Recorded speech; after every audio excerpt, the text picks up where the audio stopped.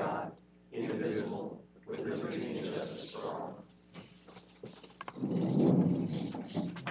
come on, Josie.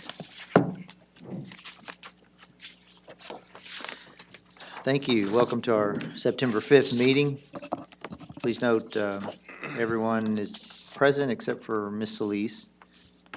I want to welcome everyone here. First item on our agenda is items from council. I have several. There's one listed, but I have a couple of others. But council, would y'all like to, anything in particular?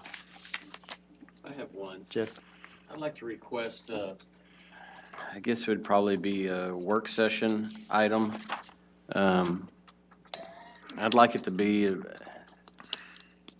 a minimum of 4 weeks from now, a maximum of 6 weeks from now, so wherever that may fall, that'll get us through budget and everything. And I'd like us just to have a work session to talk about what went right, what went wrong during everything. I don't know, we're still dealing with the effects of flood and hurricane, and I want to get past the immediate needs and get past the emotions of the situation and make sure we can all sit up here and discuss things. Maybe October 16th. I'm just looking at my calendar. I don't know, you guys decide. I think, I was going to say, tell me the date, we'll have it on there. Because, yeah, the 16th. I don't know. Is that fine? That's towards the 5.5 weeks out. I didn't know if there was any deadlines related to paperwork and things. I know that it's going to continue for a long time dealing with stuff. Okay. Not at all. Maybe shoot for that. Be glad to. Okay. One thing that might be helpful, if you've got specific questions, or any council members has a specific question about, a choice or why this happened, why, that might help too as we prepare for discussion, if you're willing to do that. Okay. We do have a couple of, I'll go ahead and just talk about a few things. I know we have a state senator coming to visit this week. I thought I would just mention that. Ms. Solis and I have been in communication with Senator Lucio from the Valley. Did you want to update us? We're both kind of working on it. Well, right now, he's coming Wednesday, Thursday, and Friday. He's going to be at this parking lot across from the church. The actual address is 310 West Street. Our Lady Sorrows. At Our Lady Sorrows, yes. He's got 2 food trucks. 22 people are coming with him, and Mr. John Clegg has offered to put him up at the Spirit Inn. We thank him for his generosity. And he's also bringing an 18-wheeler that's full of Pampers and things that people need. So I've asked the people from the church to help us unload the 18-wheeler because it does need to go back to the valley to go get some more stuff. But he plans to serve 2 meals on Thursday, 3 on Friday, and 2 on Saturday, which would be breakfast and lunch. So we're very thankful to him. And I've talked to Mr. Tony Martinez from the diocese. Oh, Tony. So Okay. it's Tony. And I had the name wrong. I'm sorry. yeah. So he's lining up the bishop, and it might be Bishop Fehlhauer and Father Gary, and then the church, the preacher from our church. And like I said, he's trying to bring things for the people from the flood and down on the south side. So I appreciate that. That's this week, and he contacted me, and I thought it'd be really appropriate at that location, and Ms. Solis agreed, because it's close to all the folks in the Greens Edition, and Right. we're in that area, and so, and you'll help get the word out to them that they can Yes, come on over, okay? So, and I suppose if a council member want to stop by, I will go personally thank the senator, obviously, for his generosity. So that's Thursday and Friday Saturday, and Saturday, okay. yes. So I know you're busy, so whenever you got time to come out and see, so. Oh, yeah, oh, I'll come say hello for sure. That's true. He sounded like an interesting man. I had a question from someone about brush pickup, about maybe waiving the fee for the drop-off at the landfill At Gardenville. at Gardenville, but really, there is no fee to take brush to Aloe Field site, which is probably closer for most people. And since the Gardenville is a contract situation, we would have to go back and maybe look at the contract. I don't think that would be in our interest. So I wanted to help get the word out. Everybody who wants to haul off their own brush can just take it to Aloe Field. They're making 2 piles, a city pile and a county pile. I think they have to account for it. It's for reimbursement stuff. I thought it's kind of funny. But we are county residents, so I wonder why we have two piles. That's true. Okay, county/city and county. Maybe we turn it into a competition and people could just start See who- taking their brush. Do we want our pile to be bigger or smaller? That's a good question. Okay, but just know that you can take it to Allo Field. I don't have an exact address. Does anybody, I don't you'll see remember. okay, here comes Daryl. He's gonna, Good, because I have a straighten this out. question. The exact address is 21900 Zach Lentz Parkway. It's actually off of the loop. So if you're coming out, you'll want to be on the loop, it's not actually off of 59. okay.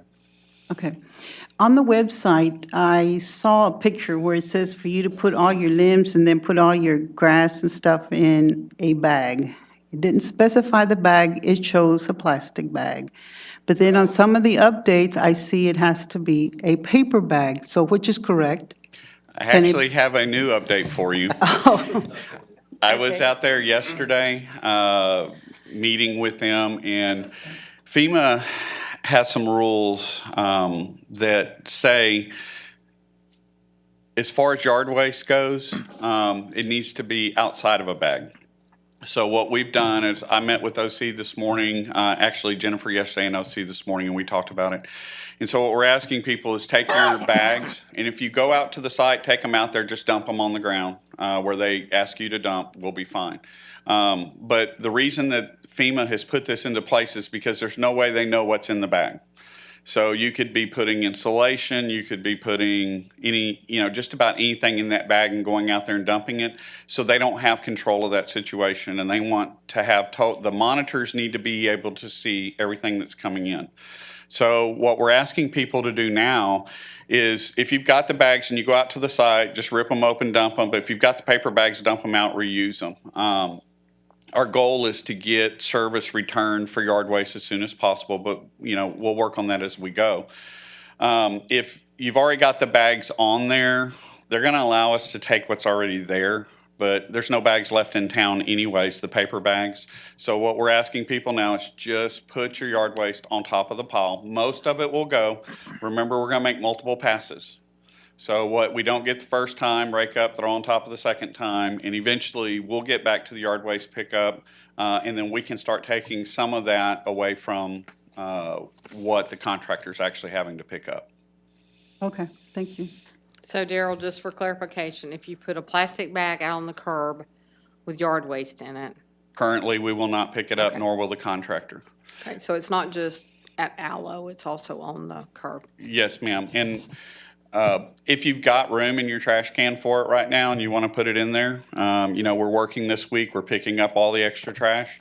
If you've got room, put it in there. We'll So- take it to the landfill. The plastic bags, we never gave direction to do that. If someone's got 25 plastic bags out by the sidewalk in front of their house, we won't empty those into the truck? If we get back to the point to where we're taking stuff to the compost facility, I can't. We could look at possibly taking that to the landfill, but we cannot grind those plastic bags at the Well, make compost sure, facility. I want to make sure you understand me. So the people that pull over to pick up the brush will not take those bags, empty them into the truck and leave the bag or throw it away, or The way we're set up now, Mayor, currently, no. it's going to be a problem. And I'm just telling you, it's going to be a problem. to be doubly clear, that's also true for paper bags, isn't it? They're not- Currently, it is true they're for not paper picking- bags. They're Yes, picking ma'am. up tree limbs. They have a great big, because they've got to my house. I was fortunate, and it's just a great big mechanical scoop Correctly. that's not going to pick up a plastic bag, and it's not going to pick up a paper bag. It's going to pick up tree limbs. Right, and our policy has always been no plastic bags. Now, I know people are using them, and we're getting some of those because people are putting them in with their regular trash, and so we're taking them as part of that. If they've got them and they've got room in their recycle cart next week, because we will still be picking up that extra trash another week, they can get rid of them, some of them that way. Okay. Now OC has a question. Well, OC Clarification. was just reminding me that currently, the way we're picking the trash up, we're taking the extra bags and stuff that are on the ground that have household trash. They'll get picked up as part of that collection.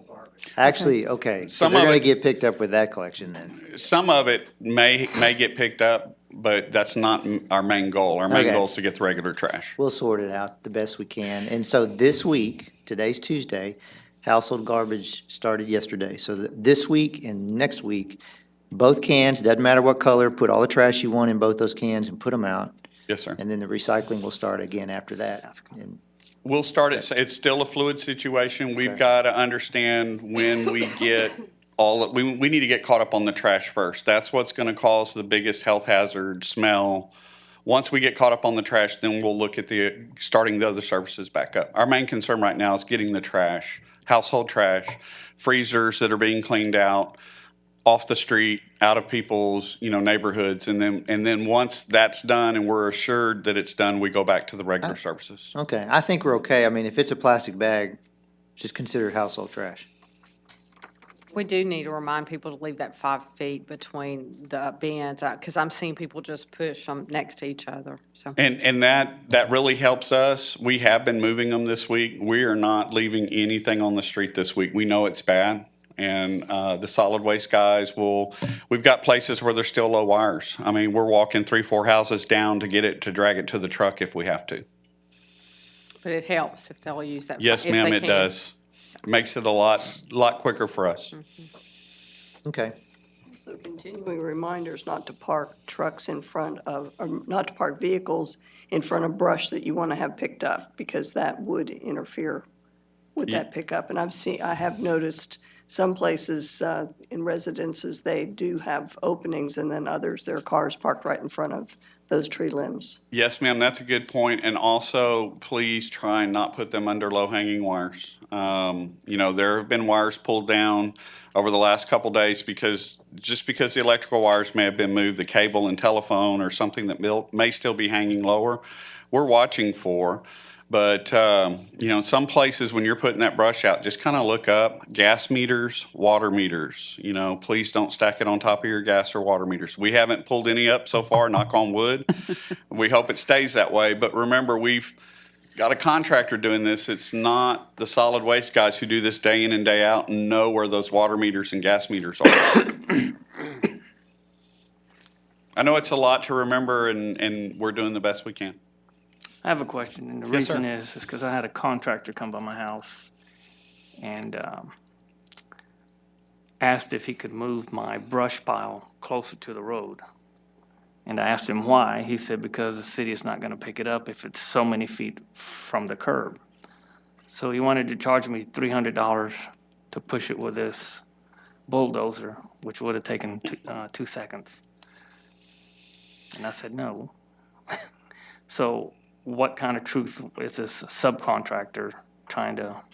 We can only reach so far. I can tell you that, from just what I've observed, we've been able to reach 15, 20 feet into the property from where we set up on the road.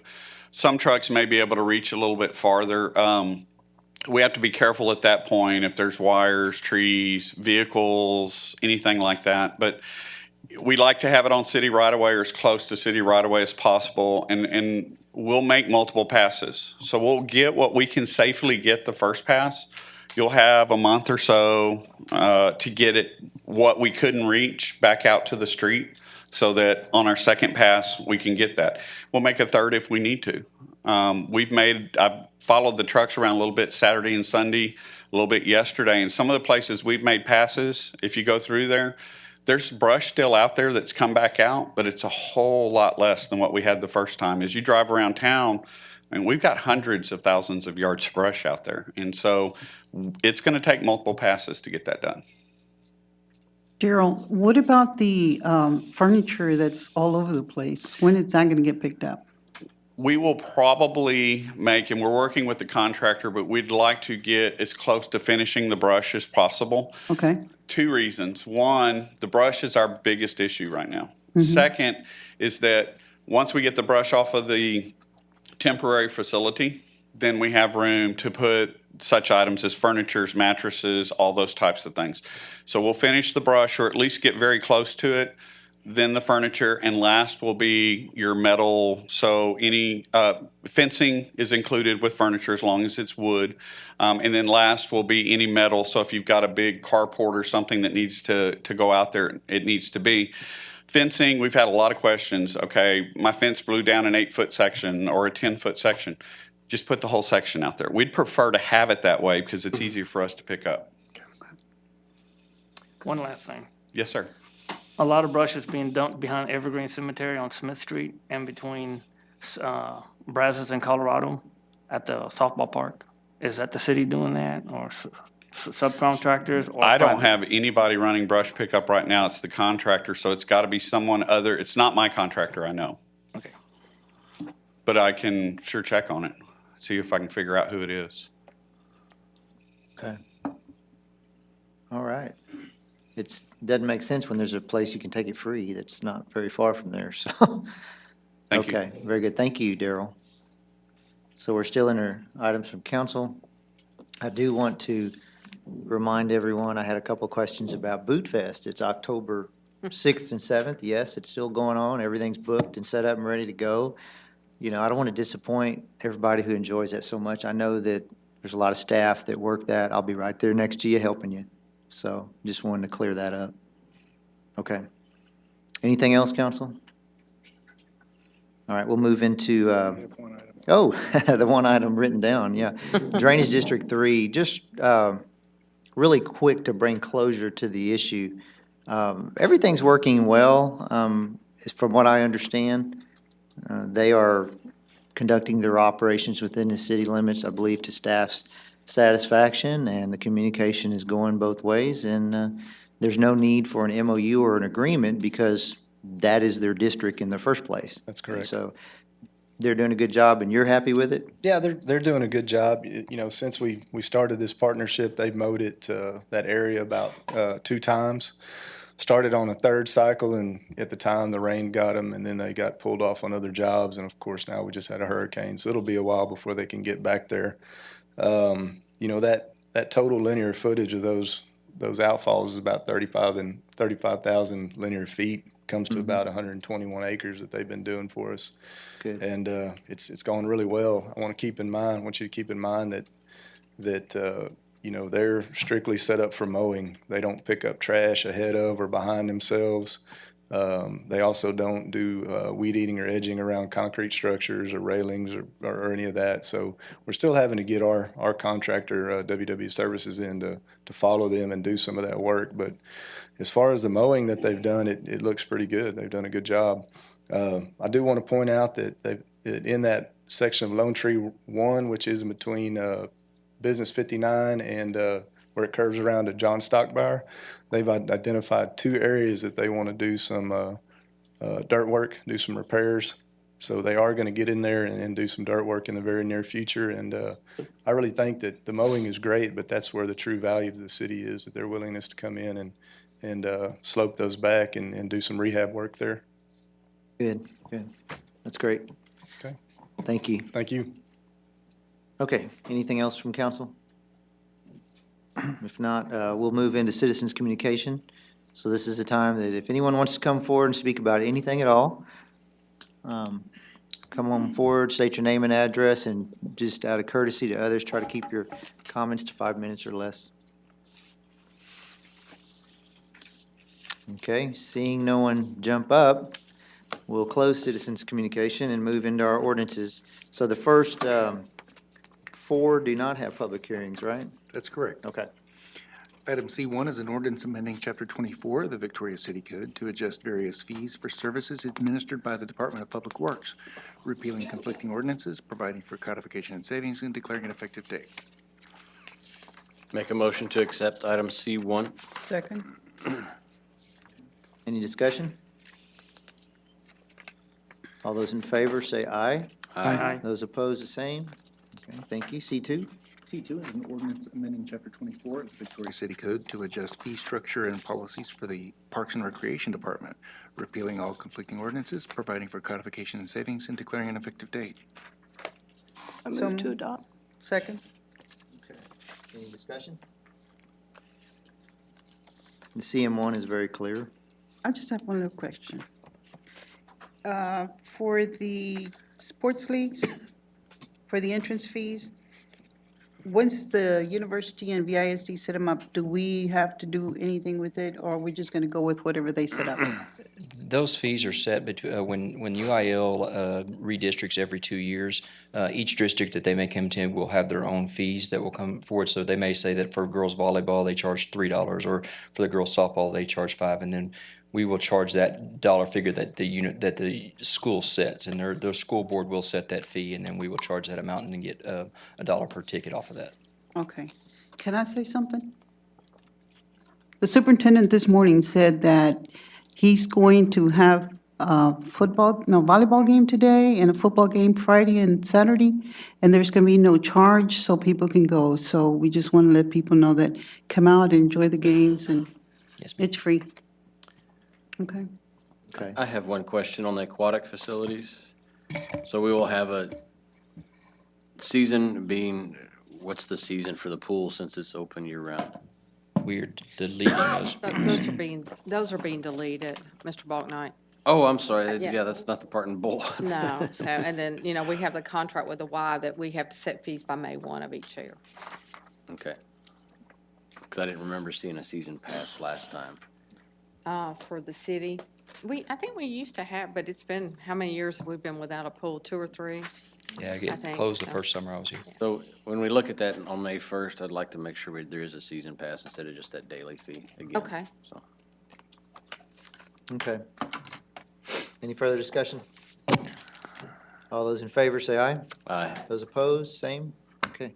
C3, C3 is an ordinance amending Chapter 24 of the Victoria City Code to adjust fees for the Development Services Department, repealing all conflicting ordinances, providing for codification and savings, and declaring an effective date. we got a motion second, right? Okay. All right. Any discussion? I'll second. I'm sorry? All those in, okay, I just want to make sure I didn't cut nobody off. All right, all those in favor say aye. Aye. Those opposed? Okay, thank you. C4? C4 is an ordinance amending Chapter 24 of the Victoria City Code to adjust various fees for services administered by the Fire Department and the Fire Marshal's Office, repealing conflicting ordinances, providing for codification and savings, and declaring an effective date. C4? Second? Okay. So this is brand new? Right? Okay. Is this the second and third? Sure is. Second, third. Okay. Any questions? All those in favor say aye. Aye. Those opposed? Ayes have it. All right. So we do have, the rest of the next four, we do have a C8, which is the extra one given out to us. We'll all have a public hearing. Well, does this one have a public hearing on it, Tony? Yes, it does. Okay. Yes, it does.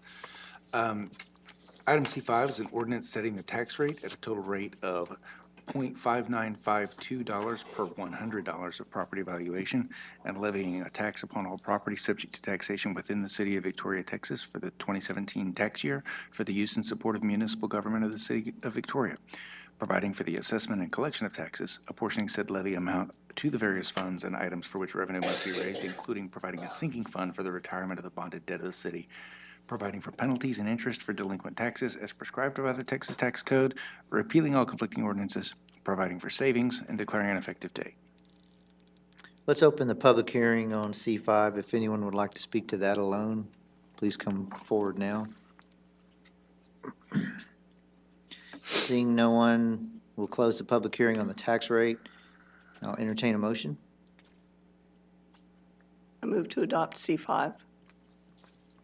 Second. Okay. We have motion second. Are there any questions or discussions? I know it's not new to us. Okay. Just for clarification, since we are going up on the tax rate, really 1.71%, we had broken that down into 3 major items of why we were doing that. One of them being for new police officers. Would you remind us of the other 2? One was parks. Parks, there was money going to parks, which part of that will take over, pay for the mowing that we've adopted on the right-of-way mowing. So And then the other was the debt service rate. I think it was 0.19, Gilbert, going to the debt service rate. Oh, thank you. Did you know he was gonna ask, or did you? Okay. And CPA is always ready. How That's do you good. forward this thing? Can you next, keep going? No, keep going. That. It's not coming up. This one here. But in your budget, you have 100,000 in the parks. Okay.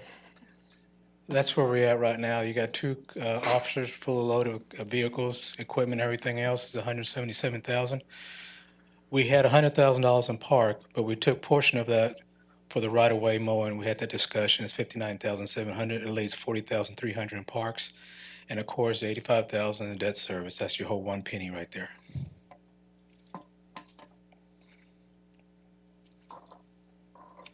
So the debt service is 0.23. And that's a year early.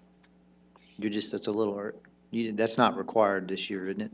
Oh, more is required than that, but I'm taking a deficit of $114,000 to be funded by the fund balance of that fund.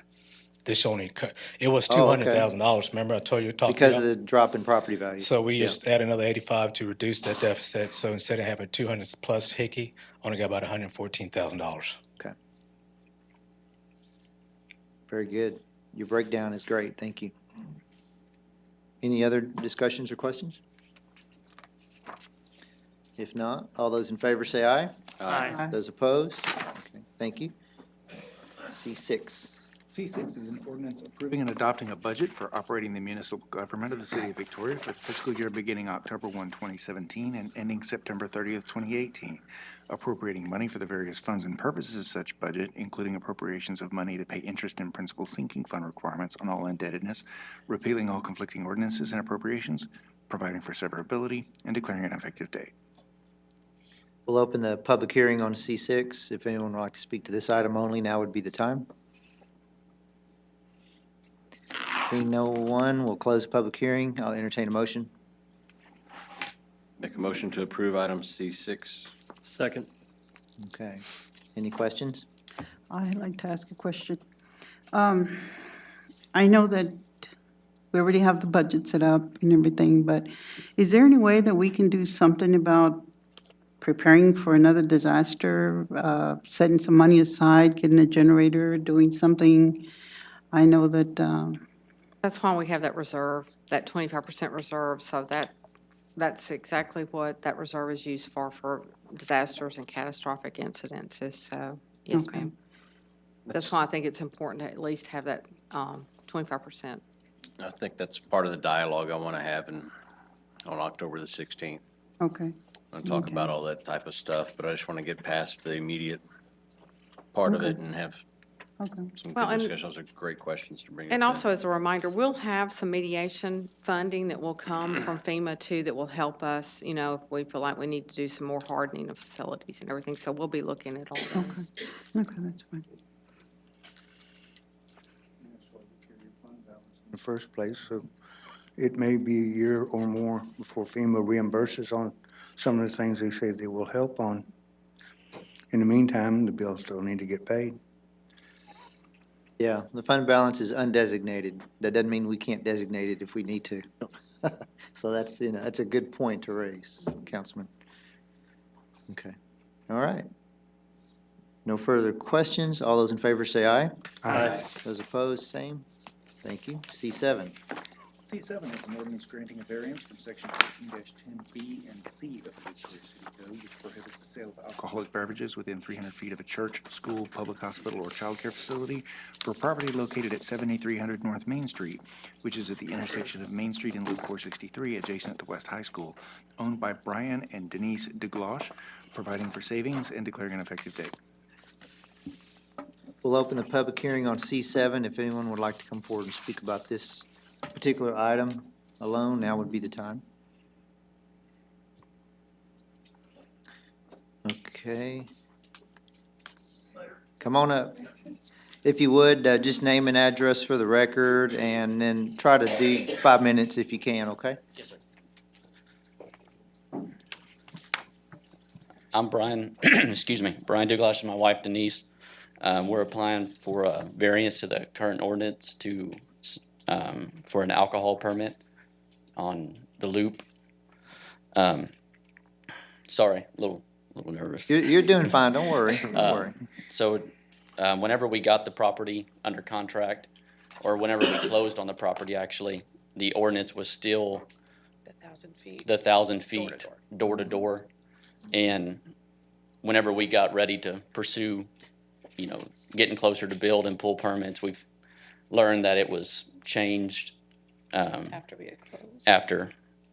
after we closed on the property. So we're asking for a variance to that, for that rule. And I believe we wrote a letter and submitted a letter kind of explaining everything. And we're here for any questions if y'all have any questions for us. We did confirm with Will Charles from the city, I think he works in development, during the month of June, like May and June, that we were good to go with the city ordinance at that time. And so that is why we closed on the property thinking there was no conflicts at that time. Okay. Do y'all have any questions? I do. Oh, go ahead.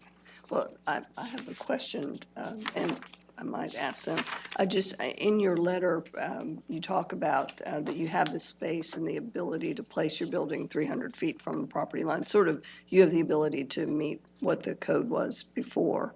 I'm not 100% clear on whether this would make any difference or whether that's a TABC requirement anyway. But if we were to condition this variance on you doing that, I assume from your letter that wouldn't be a problem. No, ma'am. We have enough land to do so on the frontage of 87 from the school property line to where our building would start. We can position it about 305 feet away, and for everything to still function and flow properly within the site. And Ms. Scott, we may want to get into this more after the public hearing as well, but the way the variance is drafted, it does include a requirement that they continue to comply with the prior version of the ordinance, the version that was in place at the time they bought their property. The one question I had, and it's hard for me to see the plat that you have there. Do you have a fence around it that borders the property with the school? We will put a fence to divide it. Okay. It's a requirement, isn't it? You were on Yeah. planning too, and I think commercial fencing. Anyway. I don't know in that situation if it is requirement. required There's or a not, chain link but- fence right now, so, Oh, but they chain. we would put a better Okay. looking fence.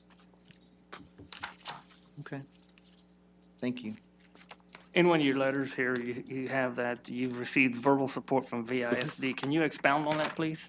What type of dialogue went on between you and VISD? Well, we just felt it was just a courtesy. We talked, and we just had a good conversation about it. So we're willing Superintendent. With who? with The Robert. superintendent, yeah. And so I can't speak for him, but I do know we had a good conversation, and we're willing to do whatever we have to do to make sure the kids are safe if they are trying to walk to get to our site. So to save them from potentially crossing Highway 87. And we did notify VISD that the variance was coming up and would be on tonight in the event they wish to come speak. Oh, I see him here. Superintendent's here now, so Okay. he may want to. He may want to speak. He's kind of shy, I don't know. Okay, do y'all have any further questions? Thank you.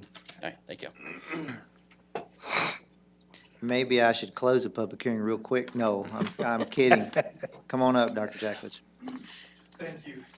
Well, hello, Mayor and distinguished members of the City Council and city members as well. I'm here with Reverend Pastor Van Hook, who's one of our board members. Absolutely, we had a conversation with the Texan, and we talked about some concerns we would have as a school district. I did have an opportunity to do some investigation regarding this request and this variance, and we're under the impression that prior to October 2016, before the variance was changed, that they did purchase the land and were under the understanding that if they followed that variance, that they would be approved by the city. Now, the school district, we're here tonight just to kind of hear and listen to some of the questions that we have as well on the part of the discussion, and we realize that there's another hearing that would be coming up, and we have an opportunity to address that as well. But what we'd like to do is just say that they have been extremely forefront in coming forward with addressing our concerns. Our concern was, of course, the opportunity to control the traffic from the school to the store. How would we do that on a safe issue? Having a fence around the building is really important, but we also don't want our kids running from the highway down to try to get to the store, and we want to make sure that we work something out with our parents, et cetera, that, as you know, we have another convenience store across the street, and some of our students meet their parents over there. We want to make sure that it's a safety issue as well with all the traffic. But as far as the business and everything else with our dialogue, we're happy to continue to work with them, and hopefully we can work this out. And I'd be glad to answer any questions if you had any for us. Well, Dr. J, so issues that you're concerned about are not related to this variance? And the No, variance- sir. They're related to Okay. student safety and making sure that if this variance is approved, that we would be able, and we have the assurance from the owners, they've been wonderful as far as working out an opportunity to make sure our students would be safe in the transition from school to the store. Very good. Okay. Thank you. Understood. Thank you. Come on up. He spoke for me. He did a good job. Okay, thank you, Reverend. My name's Lee Swearingen with President of Coldwell Banker, the Ron Brown Company, and I've been selling commercial real estate here in Victoria since the early 70s. We were involved in the transaction, the variance being requested for. But what I'd really like to address is the overall effect of this ordinance. And what we're finding, it's condemning many, many properties in Victoria. When you went from door to door to property line, from a school, a daycare center, hospital, whatever, our wonderful city has lots of churches and has lots of schools and lots of daycare centers. And it's tough enough to really get commercial developers in here to add properties to the tax rolls, to create sales tax base and that sort of thing. But if you're talking about like building a strip center, they don't know what's going to go in that strip center. There may be a liquor store want to go in there at some point. But if it's the property line, the store itself could be 1,000 feet away from the property line, but the property line of the center is adjoining a school or a church or something like that. And we have that situation today.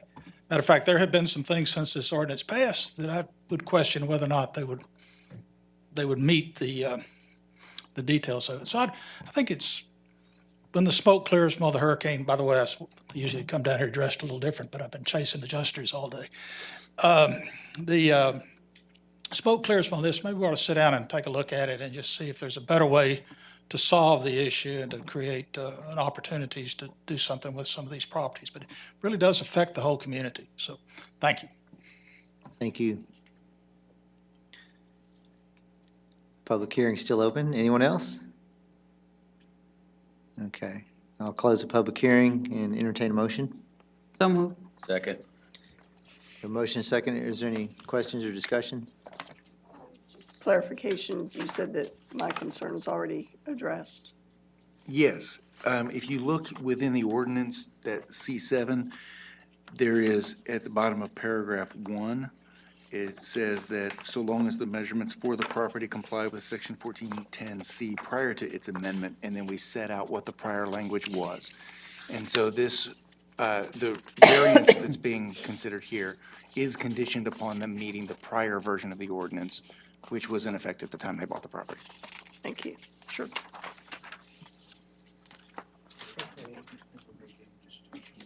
Between a selling alcohol permit and a consumption permit, like for a bar that sells and serves, as opposed to a convenience store that only sell. That's not for on-premise. Right. So perhaps that's a distinction that may be looked at going forward. Perhaps. It's, with respect to Mr. Swearingen's comments, he's right. And this is one of those no wins. We can't, every property, everything's so different around town. The solution is the variance process. And if you have agreeable people up here with, I think, common sense, which I think, you can look at it and see when it's an issue and when it's not. We cannot satisfy every situation. We just can't. It's a frustrating thing. You change it to help the one guy, and then it hurts somebody later down the road, and so that's what the variance is for. And with respect to this variance, I have no problem supporting this. I think this is a great addition for over there, and I know that I very much appreciate the school district working so diligently to, their issues are kids coming and going, and that's great, and y'all need to work that out. I just think this is a great addition for that corner, and I personally will support this. Any other comments? Okay, if not, all those in favor say aye. Aye. Those opposed? Okay, thank you. And so now we do C8, which is the extra emergency. Right. This ordinance. is actually a substitution to E1. E1 is a resolution, but we're substituting it with an ordinance, so we'll take it up now. And this is an ordinance of City Council of the City of Victoria, Texas, related to the disaster declaration issued by Mayor Paul Pulaski on August 24th, 2017, in response to Hurricane Harvey, waiving certain repair and reconstruction fees related to damage caused by Hurricane Harvey, declaring an emergency, providing for savings, and declaring an effective date. So moved. Second. Let's see, we have a hearing on this though, right? No. Okay. We do. Yeah, let's open the public hearing on C8, if anyone would like to speak to this particular issue.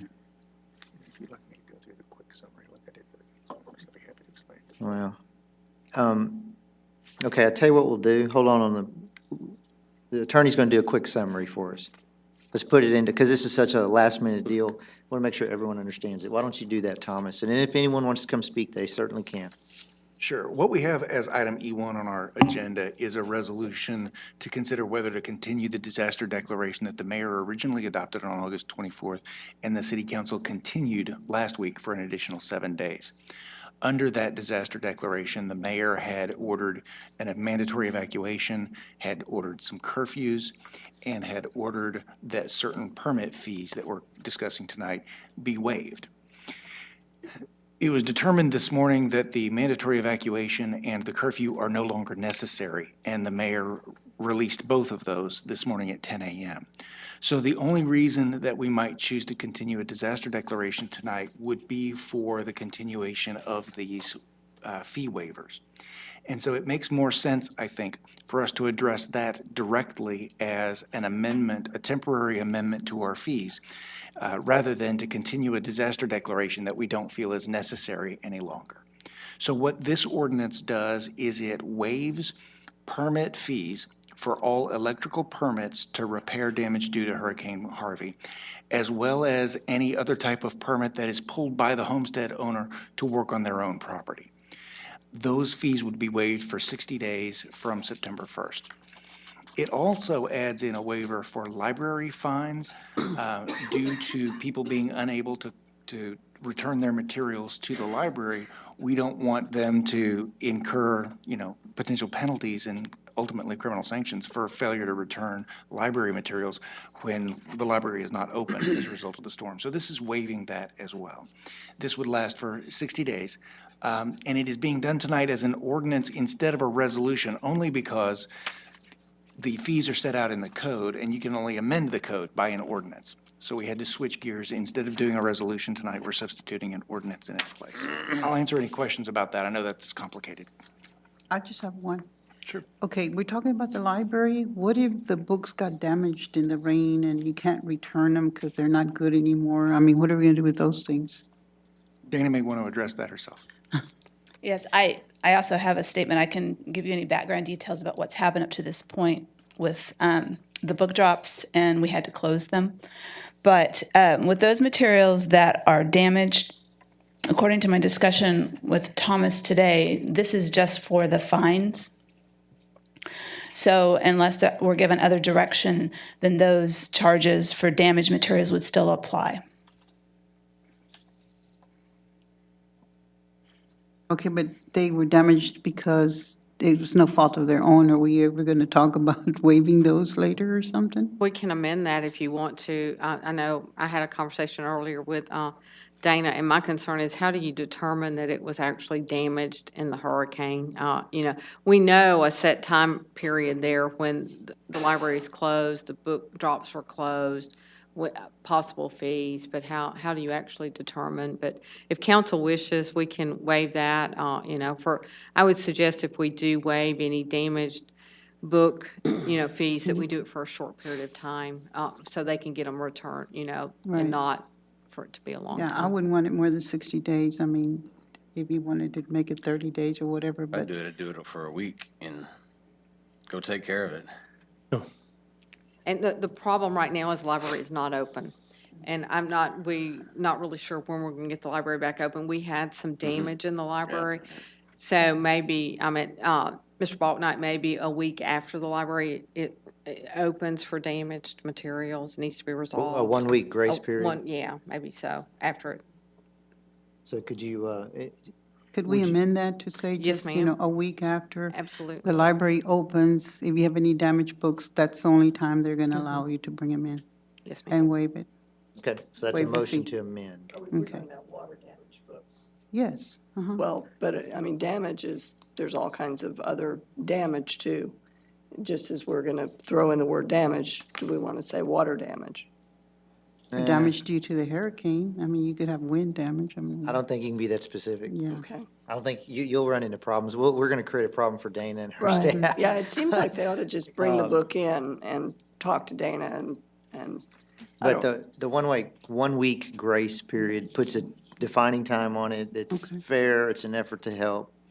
Take care of your business if you have a problem with it. Yeah, I think it's a Right. great recommendation. But does that work for you? Yes, And- that would work. That would be clear, and we could enforce that. Okay, so you'll consider that a motion to amend now? Yes, please. And you'll need a second. I've scribbled down some language that I think captures what you're trying to state. So especially if you guys can listen carefully to what I'm about to read, especially my wordsmiths who want to make sure that everything's exactly right. This would waive, your amendment would waive damage fees for materials damaged by Hurricane Harvey, which are returned to the library within 1 week of the library reopening. Right. Okay. Second. Okay. Very good. We have a motion and a second on that amendment to C8. Any other discussion or questions? All those in favor say aye. Aye. Those opposed? Okay, so it's amended. Now we have a motion and a second on C8 as amended And we still have a Yeah. public hearing. and a public hearing. Did you have a question, Jan? Go ahead. Yeah, I need some clarification on the permit being pulled by the homestead owner to repair or reconstruct damage. I guess I don't really understand the permit pulling process as to whether contractors pull them on behalf of homestead owners, or whether, so is there a distinction between who pulls them and what kind of work gets done? Yes, ma'am. We only allow permits to be pulled by contractors that are licensed by us, and that's for general contractors, or those contractors that are licensed by the state, which they're also licensed by us, but that would be your building systems contractors, so your mechanical, electrical, plumbing contractors. So you have to be a licensed contractor to pull a permit unless it is your homestead property. So we do allow you to pull a permit on your own home as long as it's your homestead. So we don't allow permits to be pulled on any rental properties unless you are a registered contractor. And we do have individuals that it's not their typical day job, but they do want to work on their rental properties and such that do apply for just a general building contractor license. But those are our current regulations. So any homestead owner can pull a permit when generally you can't if you're working on someone else's property. And when you use the term homestead, does not include commercial. So it's like if I decided I want to go out and re-roof my own personal home, I would not have to, the permit fee would be waived. Right. But if You're I, paying if someone. I hire somebody to do it, then the permit is in effect. And some of that's because, we don't have a way of controlling whether that person they're hiring is gonna charge them for the permit anyway. You see what I'm getting at? We waived the fee for them and they added on to the bill. And I know that sounds bad. I apologize if it bothers anyone. Also, insurance reimbursements, they're gonna reimburse for the fee anyway. But So in the application process is somewhere a statement about whether I'm going to do it myself or whether I'm going to have somebody do it? So I can't pull a permit if I'm going to have somebody else do it? Is that the, You would list who your contractor is. I mean, technically you can, but the Okay. contractor is still being listed, and in the inspection process, we communicate with the contractor, and those permits would be paid for, or we would charge for those permits. And we're still inspecting the work. Yes, we are So inspecting if all of it. somebody comes in and says it's homestead, and we realize it's somebody else doing it, we're still out there inspecting that work. there, some of the folks, and this is just my opinion, you know, that are doing work on their own homes and may be least able to pay a contractor or someone to do it for them. I don't And have this an is just a little objection grace. to that part. Okay, a little bit of a grace for them. And minor repairs do not require permits. If your roof is 25% or less, a damage 25% or less, we would not require a permit. Same with things like siding, window glass doesn't require permits. So there are quite a lot of repairs that do not require permits. Fence building is another popular one. Yeah, that's a big question. So you do not need a permit to build a fence. No, although there are specific rules you have to follow. You can't build them in easements, site triangle, height restrictions in the front yard, things like that, but a permit is not required. For residential, yeah, okay. Now, we're still in the public hearing on this. We did a motion, a second, lots of discussion. Do y'all have more discussion? We certainly can. I want to invite the public up. We're in the public hearing on this part, on C8, if anyone has anything to say about this item. Okay, I'll close the public hearing on C8. Mayor, one more thing for council to consider. We are requesting this to be passed on an emergency basis. The reason for the emergency is that the disaster declaration will expire today, and so we need this ordinance to go into effect immediately. Otherwise, the fees would be charged tomorrow. And so that will require an affirmative vote of 5 members of council in order to pass it. Okay. Any further discussion? All those in favor say aye. Aye. Those opposed? Okay, thank you, council. So now resolutions, well, consent agenda, minutes. The consent agenda is the approval of minutes of the regular meeting of August 15th, 2017. Second. We have a motion and second. All those in favor say aye. Aye. Those opposed? Okay. Now resolutions, E1. E2 is a resolution delegating authority to the city manager to establish fees for Riverside Golf Course and declaring an effective date. Can I get some clarification? Did you just say E2? I did. We just handled E1 by substituting what you were calling C8. Okay. E1 on the agenda is the continuation of the disaster declaration. That's no longer necessary since we took care of the fees. I'm Okay. sorry. All right, that's my confusion. So we're in, Record, I followed him. very good, very good. I'm glad somebody did. Well, you know how it's been a long week. It has been a long week. So E2, E2, Riverside Golf, that's what you just read. yes. I read it and I looked at it. Make a motion to accept item E E2. Thank you, Jeff. Second. All right, we have a motion and second on E2. Are there any questions? I know we've looked at this before. How's this comparing with other municipalities? Well, depends on your are you talking about the little around us that have just the 9 holes? Or are you talking about, I mean,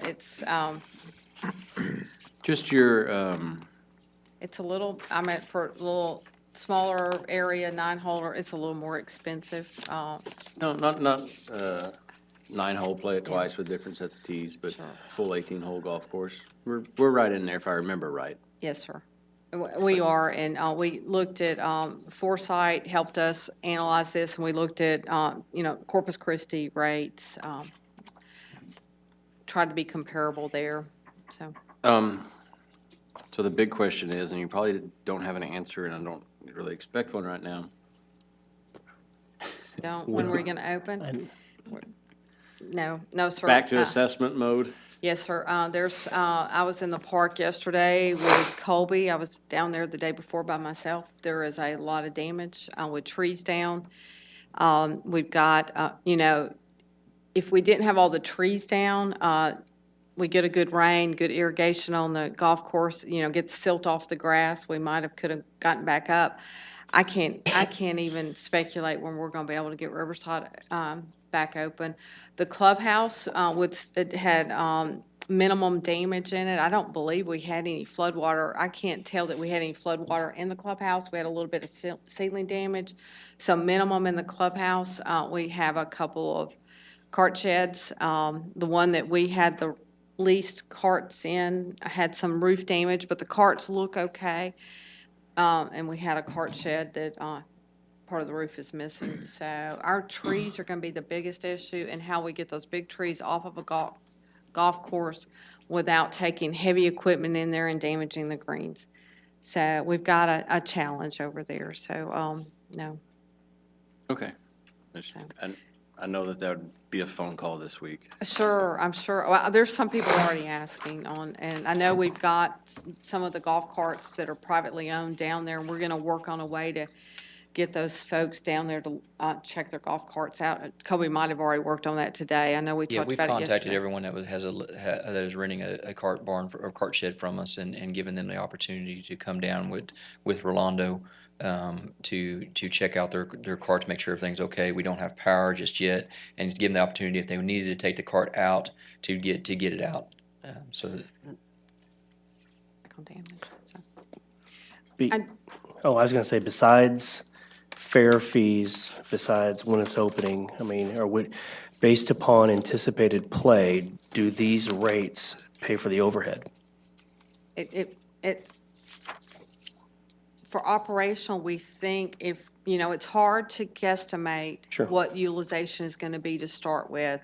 So it was set up with some anticipated numbers of utilization. Of course, we set these fees up thinking we'd have some good play in September and October, and we're not. And, and I wanted to point out, part of this resolution is you're giving me the authority to Course would play establish pretty fees. hard right now. Huh? I said the course would play pretty hard right now. Yeah, so, but it gives me the opportunity to change fees as necessary. Okay. So, we may have to come back and make some adjustments. And we've got the RFP, we've received responses. We'll be looking at RFPs on management companies and/or how, what changes we need to make. So I'm sorry, I just don't have a lot of firm answers sitting here today, except for to tell you there is a lot of damage in the park. The course was looking great prior to Oh, this. the course, you drive through there and it was like, oh, wow, this course is looking wonderful.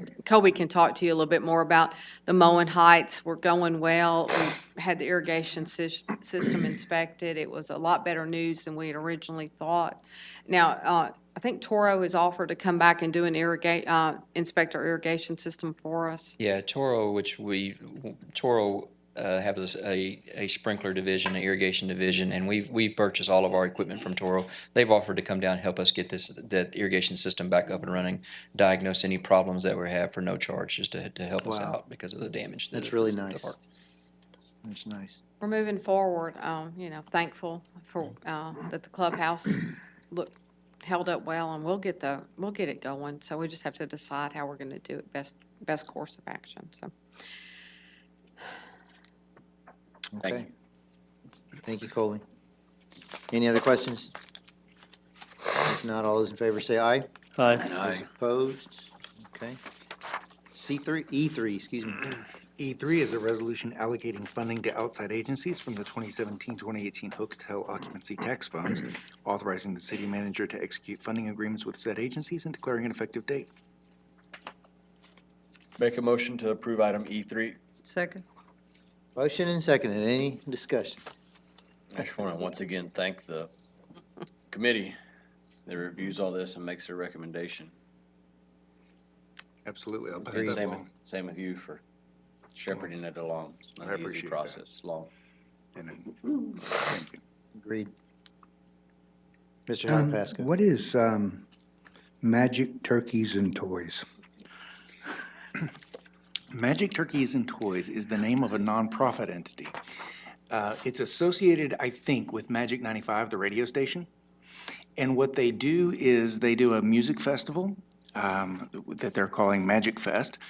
And the money that they raise on that music festival, they donate turkeys at Thanksgiving for families to cook for Thanksgiving dinner, and they pass out toys at Christmas. So that's where the name Magic Turkeys and Toys comes Okay. from, I think. Just had to ask, I really didn't know. Is that new? I think they are a new application. I don't remember them applying in the past. Has it been, have they held their festival several times? They have held a festival in the past, yes. I was going to say, it's not, the program's not new, but application is new to us. And Warriors Weekend was able to prove up their ability. The last time that they applied, yes, they were ultimately able to prove up the hotel stays. But we anticipate they will be able to do that again. Okay, Good. very good. Thank you, Thomas. I know I think it's getting better and better, and I know that, and Mr. Bucknight had made recommendations about getting it to where we're giving money out we already collected, and we're gonna get there in a few years. Very good. That's what I was gonna ask. Is that where we are now?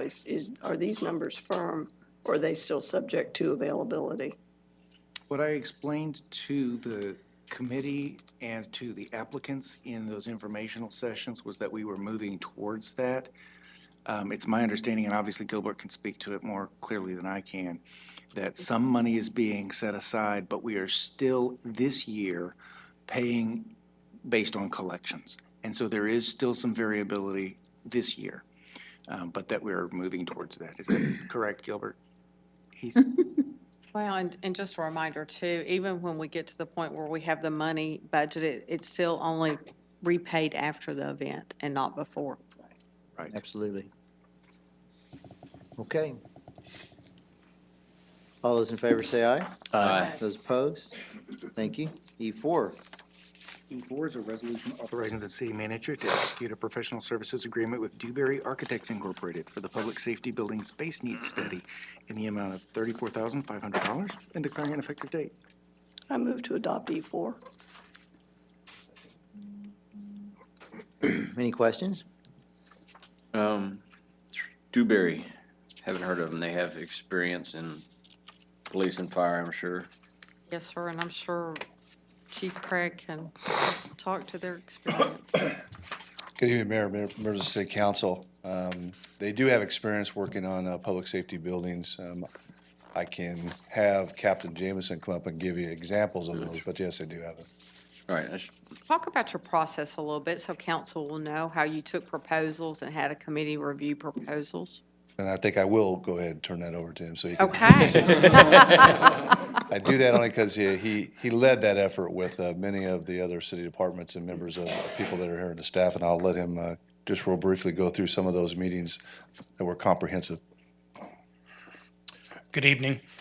We had a 7-member committee that was made up of the assistant city manager, the assistant finance director, the assistant city attorney, and some other people that were on it.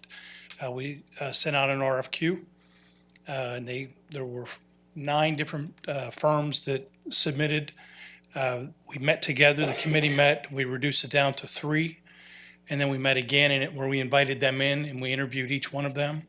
They did a separate proposal or an example of their proposal. Then we met again and determined category 1 through 3. Dewberry was unanimously the number 1 firm, and then we began to negotiate with them, and they came back with the $34,500. thank you. Looking forward to seeing what they come up with.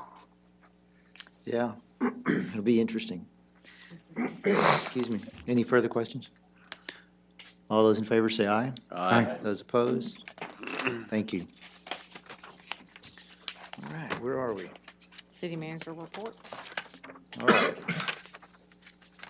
The first one is appointment of the Food Establishment Appeals Board that April has, so she can speak to that. Good evening, Mayor and Council. The report is to consider appointments to the Food Establishment Appeals Board. They do all expire at the end of this month. 4 of the people Jeff Kano as and the board is very specific to its makeup on what we require. Jeff Kano was serving in the capacity as the attorney required for the board, Chip Dents as someone from the building trade, Mr. Halapaska is an owner of the food establishment, and Dr. Peter Reese as the doctor. The only person that chose not to return was Bobby Trevino, and he was serving as the consumer on the board. Mr. Lewis Neitz has been nominated to serve in that position and has agreed to accept if y'all are agreeing to that. So it would come back as a resolution at the next. You okay with those names? Some pretty rough characters. But a lot of good people there to give They them a lot all of their asked time. me if their compensation was changing. I had to say Okay. no. Now, do you, Mr. Halpaska, you've been on there, how So we often do can y'all offer to meet? double the compensation and not be lying. You are rarely meet, right? Mr. Halpaska, you don't meet very often.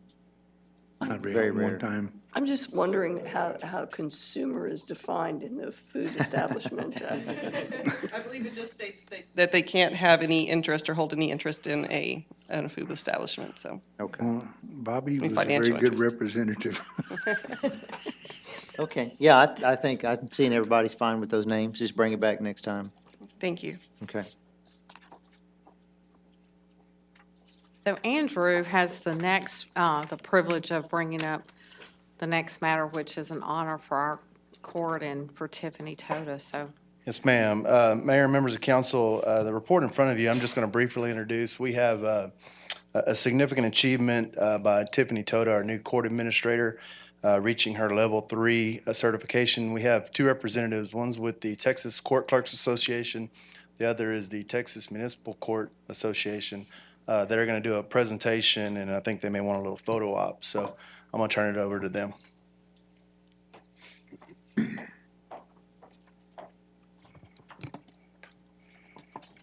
Good evening, and thank you for allowing us to be here. I know that y'all have got a very busy time in your city right now. My name is Landra Solonsky. I'm the Vice President of the Texas Court Clerks Association, and I also serve on the Education Committee. I'd like to also introduce Bonnie Townsend. She is Judge Bonnie Townsend now for the city of Luling, and she was recently elected as Region 7 Director for the Texas Municipal Courts Association. So I was telling Tiffany I'm a little excited about this because I've been doing these presentations for a couple of years, and I've never had a rep from TMCA join us. So it's a big deal for us to have her here, and we thank Ms. Townsend, Judge Townsend, for being here. On behalf of both of our organizations, we would first like to express our support for your community in the days ahead.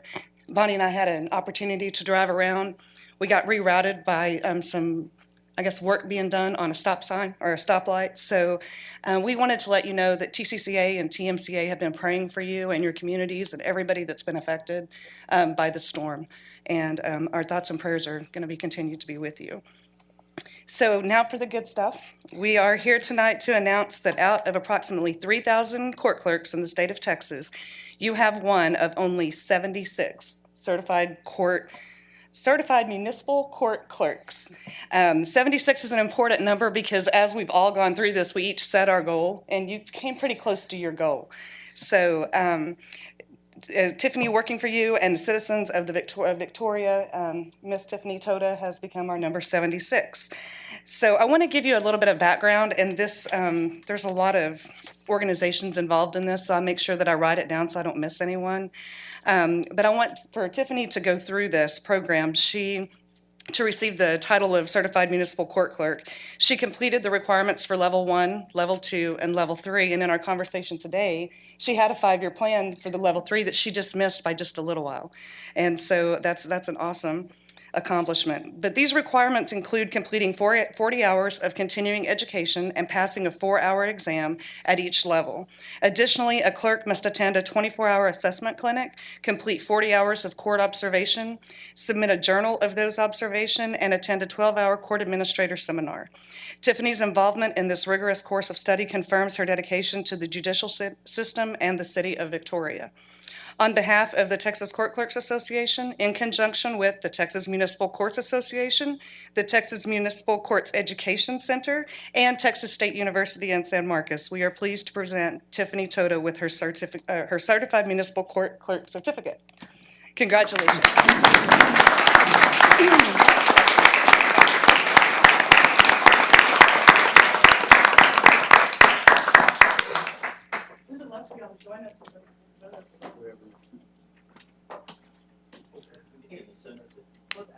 Our judge might want to come join. I see her back there. Come on, Judge. Absolutely.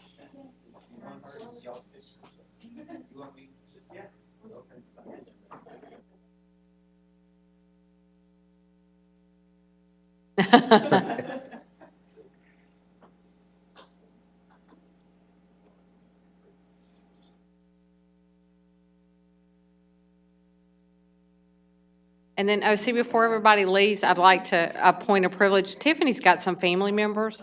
Tiffany, why don't you have your family members come up and take part in your photo opportunity? Come on, Nikki. This is a incredible honor, tremendous honor, so a lot to be proud of.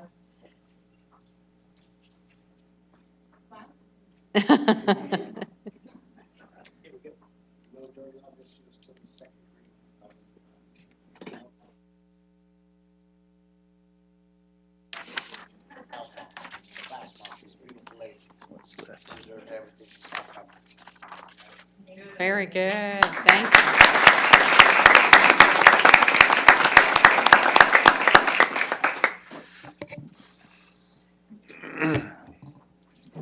I think they were a little concerned on the deer on their way back through Gonzales area, so hopefully they're safe going back. Absolutely. Wow.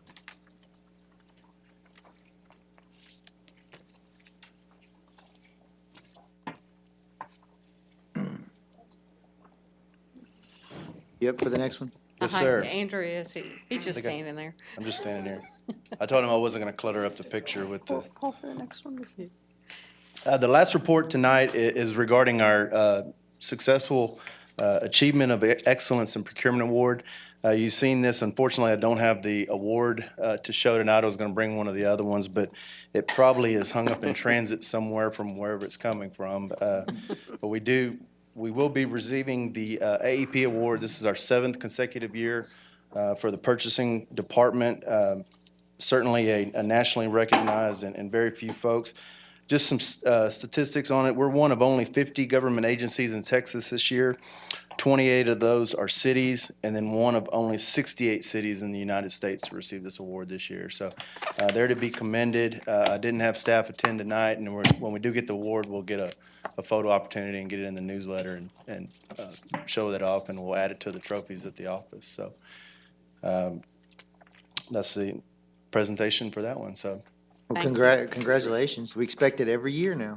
You know that, Put it no on, pressure. so they're going to work towards it. Very good. Do we have any further business? Just a reminder, we have a meeting this Thursday, Mm-hmm. which will be the second vote on the tax rate. And then we have a meeting on the 12th, which will be our final votes on budget and the tax rate. So those are our 3 special meetings, our 2 additional special meetings coming up. Thank you, council. We're adjourned.